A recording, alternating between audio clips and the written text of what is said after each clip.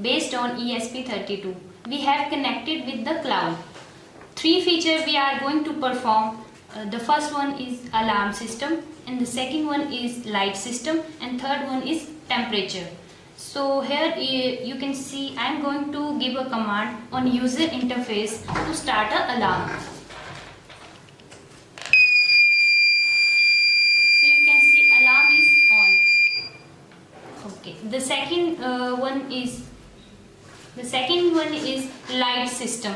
So I am going to give a command to on the light from the user interface. Here you can see light is on. And the third one is temperature.